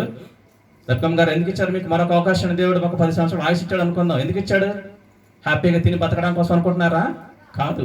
అక్క మీరు కూడా ఎందుకు ఇచ్చాడు మనకి ఈ జీవితాన్ని? ప్రభు పని చేయాలి, ప్రభు పని చేయాలి. 10 మందిని నువ్వు దేవుని సన్నిధికి నడిపించాలి. నడిపించలేదనుకో, ఈరోజు నేను చెప్తున్నా, దేవుడు నీ రేపటి రోజు నిన్ను లెక్క అడుగుతాడు. నా దాసుని ధర నేను నీకు చెప్పించాను, చేశావా అంటాడు. ఏం చెప్తావు సమాధానం? మీరు కూడా, వాళ్ళిద్దరే కాదు, ప్రతి ఒక్కరు నాతో సహా. నేనేం గొప్పవాడేం కాదు. కాబట్టి గమనించండి, మనం ఏం చేయాలా? దేవుని పని చేయాలా. ఈ ఆయుష్ ఇచ్చాడు అంటే దేవుని కోసం. అందుకే దేవుడు అన్నాడు, ఎఫెసీ పత్రిక 1వ అధ్యాయం 6వ వచనం చదవగలరా? ఎఫెసీ పత్రిక 1వ అధ్యాయం 6వ వచనం చూస్తే అక్కడ దేవుడు మనల్ని ఎందుకు ఏర్పాటు చేసుకున్నాడు, అసలు ఎందుకు మరి భూమి మీదకి తీసుకొచ్చాడు అన్న విషయాన్ని అక్కడ పౌలు గారు చక్కగా మనకు తెలియపరుస్తున్నాడు. అనుకుంటారు చాలా మంది, దేవుడి భూమి మీదకి తీసుకొచ్చాడు, చక్కగా పని చేసుకోవాలా, చక్కగా ఉద్యోగం చేసుకోవాలి, చక్కగా సంపాదించుకోవాలి, చక్కగా ఆస్తులు కూడేసుకోవాలి. తప్పు కాదు, ఇవేం తప్పు కాదు. కానీ ఇది కాదు ప్రాముఖ్యం. చదవండి ఎఫెసీ 1:6 వచనం. ఎట్లనగా తన ప్రియుని యందు తాను ఉచితముగా మనకు అనుగ్రహించిన తన కృపా మహిమను మహిమకు కీర్తి కలుగునట్లు తన చిత్త ప్రకారమైన దయా సంకల్పము చొప్పున యేసుక్రీస్తు ద్వారా తనకు కుమారులుగా స్వీకరించుటకై మనలను ముందుగా తన కోసము నిర్ణయించుకొని మనము తన ఎదుట పరిశుద్ధులమును నిర్దోషులమునై ఉండవలెనని జగత్తు పునాది వేయబడక మునిపే ప్రేమ చేత ఆయన క్రీస్తులో మనలను ఏర్పరచుకొనెను. ఎంత అద్భుతమైన విషయం అండి. చాలా మంది అనుకుంటారు, దేవుడు నన్ను భూమి మీద తీసుకొచ్చాడు, చక్కగా పెళ్లి చేసుకుని పిల్లల్ని కానీ వ్యవసాయం చేసుకుని వ్యాపారాలు చేసుకుని ఉద్యోగాలు చేస్తూ నేను సంపాదించుకుంటాను, తరతరాలు తినని ఆస్తి సంపాదించుకుంటాను అనుకుంటారు. దేనికోసం తీసుకొచ్చాడు భూమి మీదకి దేవుడు? నిన్ను ఎందుకోసం తీసుకొచ్చాడు? దానికోసమేనా? కానే కాదు. అలా అని చెప్పేసి నేను పని చేసుకోవద్దని చెప్పడం లేదు. పని చేసుకోండి, ఉద్యోగాలు చేసుకోండి, వ్యాపారాలు చేసుకోండి. కానీ దానికంటే ప్రాముఖ్యం ఏంటంటే, దేవుడు జగత్తునది వేయబడక ముందే తన కోసం నిర్ణయించుకున్నాడు మనల్ని. ఎవరి కోసం? దేవుని కోసం. మరి ఆయన కోసం మనల్ని ఏర్పాటు చేసుకొని ఈ భూమి మీద తీసుకొస్తే నీ ఇష్టానుసారంగా జీవించడం కోసమా? భయం ఉండొద్దా? ఏం నేర్చుకుంటున్నారు మనం? కాబట్టి దేవుని కోసం మనం బ్రతకాలి, దేవుని కోసం మనం జీవించాలి. పనులు చేసుకోండి, వ్యాపారాలు చేసుకోండి, ఉద్యోగాలు చేసుకోండి, తప్పలేదు. వాటికంటే ప్రాముఖ్యం ఎందుకు? దేవుని కోసం బ్రతకాలి, దేవుని పని చేయాలి. కాబట్టి ప్రియులారా గమనించండి, దేవుని పని చేయడం కోసం దేవుడు మనం ఏం చేశాడు? ఈ భూమి మీదకి తీసుకొచ్చాడు. ప్రతి మనిషికి ఒక కారణం ఉంటుంది. దేవుడు ఈ భూమి మీదకి ఎందుకు తీసుకొచ్చాడో ఒక కారణంతో భూమి మీదకి తీసుకొచ్చాడు. నీ పట్ల దేవునికి ఒక ప్రత్యేక ప్రణాళిక ఉంటుంది. అది తెలుసా నీకు? అది ఏంటో గుర్తుపట్టావా? నాకు దేవుడు తెలియపరిచాడు. నేను అడిగితే దేవా ఈ భూమి మీదకి ఎందుకు తీసుకొచ్చావు నన్ను అడిగితే, హెబ్రీ పత్రిక 12వ అధ్యాయం 29వ వచనం ద్వారా నాతో మాట్లాడాడు. దేవునికి ప్రీతికరమైన సేవ చేయి అని నాతో స్పష్టంగా మాట్లాడాడు. దేవునికి ప్రీతికరమైన సేవ చేయని నాతో మాట్లాడాడు. నా పిలుపు ఏంటి తండ్రి? ఎందుకు నన్ను భూమి మీద తీసుకొచ్చాను అడిగాను. అవసరమైతే నన్ను కొట్టైనా సరే నన్ను నీ పనిలో వాడుకొని అడిగాను. అలాగే కొట్టాడు. తప్పులేదు, దేవుడు కొడితే తప్పేం కాదు. మన పిల్లలు మనం కొడతామా లేదా? మనం చెప్పిన మాట వినకపోతే కొడతామా లేదా? ఎందుకు కొడతాం? వారు మంచిగా ఉండాలని, బాగుపడాలని. అంతే. తండ్రి కూడా అంతే. యేసయ్య మన తండ్రి. మాట వినకపోతే కొడతాడు, చూస్తాడు, అవకాశాలు ఇస్తాడు, చాలా అవకాశాలు ఇస్తాడు. అవి మనకు అర్థం కాదు. పోగొట్టుకుంటాం అవకాశాలన్నీ. జాగ్రత్త. అవకాశాలు పోగొట్టుకున్నావా ఎవడు కూడా నిన్ను కాపాడలేడు. రోమపత్రిక 2వ అధ్యాయంలో ఉంటుంది. వారిని ఏం చేస్తాడంట? అవకాశాలు అయిపోతే, దేవుని మాట వినకపోతే, దేవునికి ఎదురు తిరిగితే ఏం చేస్తాడు దేవుడు? వారిని భ్రష్ట మనసుకు అప్పగిచ్చేస్తాడు, అపవాదికి అప్పగిచ్చేస్తాడు. జాగ్రత్త, నీ జీవితం అలా కాకూడదని దేవుడు ఏం చేస్తున్నాడు? మరొక అవకాశాన్ని ఇచ్చాడు. ఈ భూమి మీదకి నిన్ను తీసుకొచ్చాడు. ఒక ప్రత్యేక కారణంతో ఈ భూమి మీదకి తీసుకొచ్చాడు నిన్ను. నీ పట్ల నా పట్ల ఒక కారణం ఉంది దేవునికి. అది ఏంటో నువ్వు అడగాలి. అడగందే అమ్మాయినా, మరి మీ అమ్మాయి నీకు అన్నం పెట్టకపోతే దేవుడు ఎలా చెప్తాడు?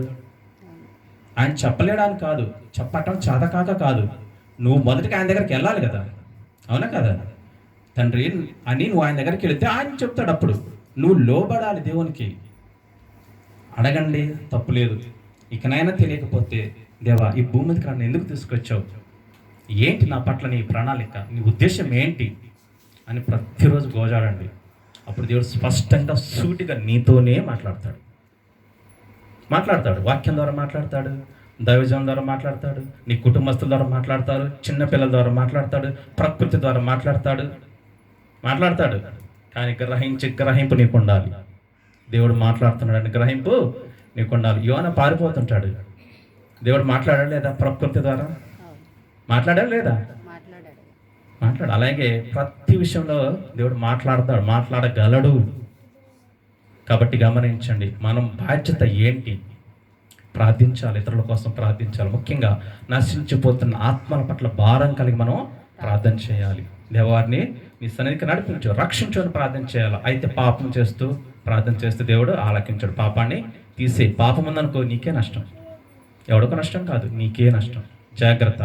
దేవుడు దహించు అగ్ని. నాణానికి 2 కోణాలు ఉంటాయి కదా. దీర్ఘశాంతుడు, ప్రేమమయుడు, కరుణమయుడు అనుకోవద్దు ఎప్పుడు కూడా. దేవుడు కొడితే ఎవడు తట్టుకోలేడు. ఆ భయం కూడా ఉండాలి మనకు. చాలా జాగ్రత్త. సొదొమ గొమొర్రా పట్టణాలు ఏమైపోయినాయి? పాపం చేస్తే ఏమైపోయినాయి? ఊరుకున్నాడు దేవుడు? ఊరుకోడు. చాలా జాగ్రత్త. జలప్రాయాలను ప్రపంచాన్ని ఏం చేశాడు దేవుడు? ముంచి నాశనం చేసేసాడు. అవునా కదా? దేవునికి లోబడితే దేవుడు అత్యధికంగా దీవిస్తాడు. దీవించడం అని కాదు. 1 పేతురు పత్రిక 3:9 ఉంటుంది ఒక మాట, మీరు ఆశీర్వాదం కారకులుగా ఉండటానికే పిలువబడ్డారు. అంటే దేవుడు ఏం కోరుకుంటున్నాడు? మనం దీవించాలనే కోరుకుంటున్నాడు. అది అర్థం కాక మన సొంత పనులు, మన సొంత వ్యాపారాలు, మన సొంత ఉద్యోగాలని పరుగులు పెడుతూ ఉంటాం. దేవుడేమి చిన్నగా ఉండాలని ఆశపడ్డు. ఇప్పుడు నీ పిల్లలు ఉన్నారు, వారు అడుక్కు తింటే నీకు ఇష్టమా? మరి పరమ తండ్రికి మనం అడుక్కు తింటే ఆయనకి ఇష్టమా? కాదు. కాకపోతే ఏంటి అంటే మనం ఆయనకు లోబడాలి, దేవుణ్ణి మనం ప్రేమించాలి, అప్పుడు దీవిస్తాడు. ఆయన దీవెన ఇస్తే ప్రపంచానికే దీవెనకరంగా ఉంటుంది. యాకోబు గొప్ప ఆస్తిపరుడు, తెలుసా? యాకోబు గొప్ప ఆస్తిపరుడు. యబ్బోకు రేవు దగ్గర ఏం చేశాడు? ప్రభుత్వ యుద్ధం చేశాడు. అఫ్ కోర్స్ ప్రార్థన చేశాడు, పోరాడి ఏమన్నాడు? నన్ను దీవిస్తేనే కానీ నిన్ను వదిలిపెట్టను అన్నాడు. అంటే యాకోబుకి ఆస్తిపాస్తులు లేవా? చాలా గొప్ప ధనవంతుడు. అయినా సరే ఏమన్నాడు? నన్ను దీవించు, నన్ను దీవిస్తేనే నిన్ను వదిలిపెడతా అంటే దేవుడు ఏం చేశాడు? అప్పుడు దీవించాడు. అయితే శారీరకపరమైన దీవెనలు కాదని మనకు కావాల్సింది, ఆత్మీయపరమైన దీవెనలు కావాలి. తర్వాత చూసుకున్నట్లయితే చూడండి, మార్క్స్ వార్త 1:44 త్వరగా ఇంకొన్ని విషయాలు ఉన్నాయి.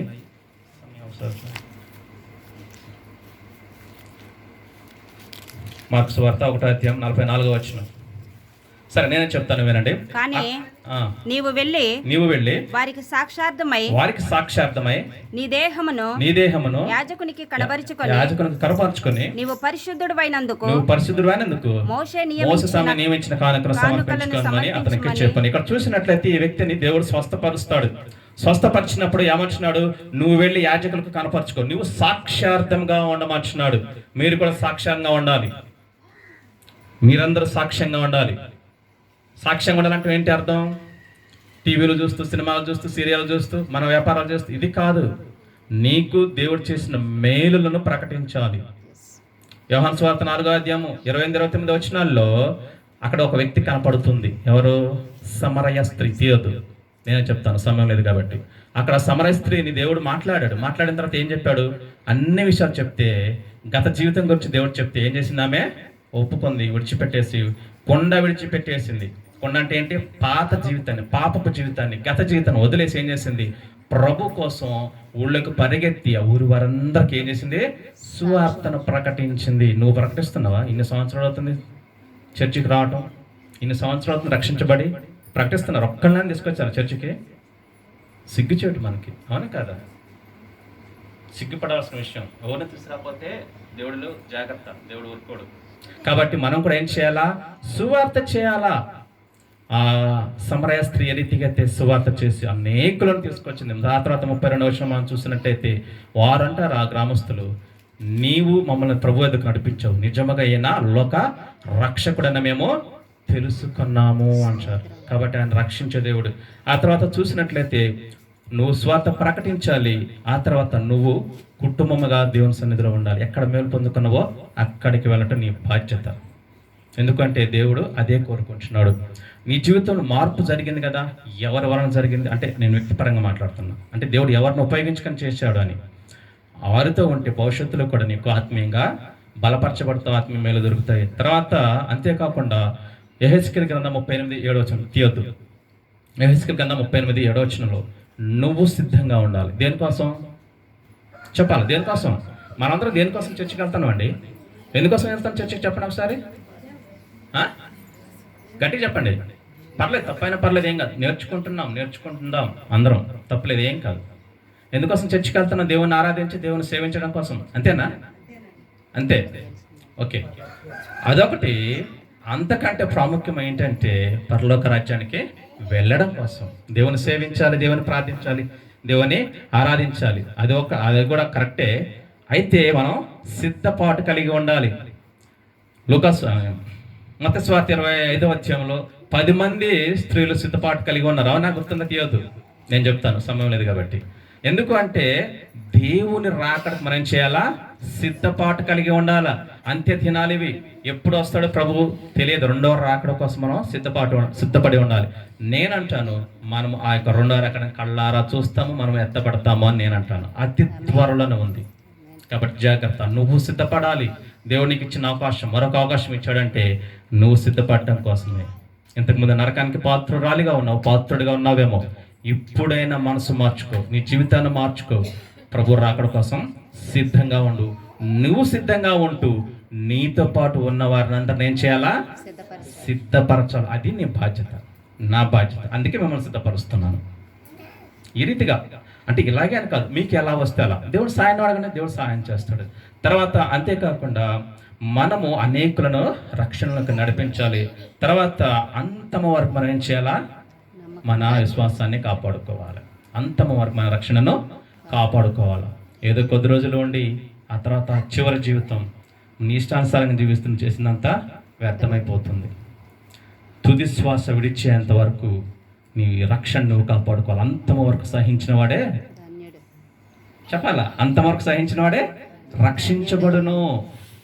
నీ ఊపిరి ఆగిపోయేంత వరకు ప్రభుతో నువ్వు ఉండాలి. చివరి క్షణాల్లో కూడా నువ్వు ఇష్టానుసారంగా జీవించావనుకో, ఉన్న కాలం అంతా ప్రభు కోసం బ్రతికి చివరి క్షణాల్లో పాపంలో పడిపోతే వేస్ట్ నీ భక్తి అంతా. దానికోసం కాదు, అంతమ వరకు మన రక్షణను మనం ఏం చేయాలా? కాపాడుకోవాలా.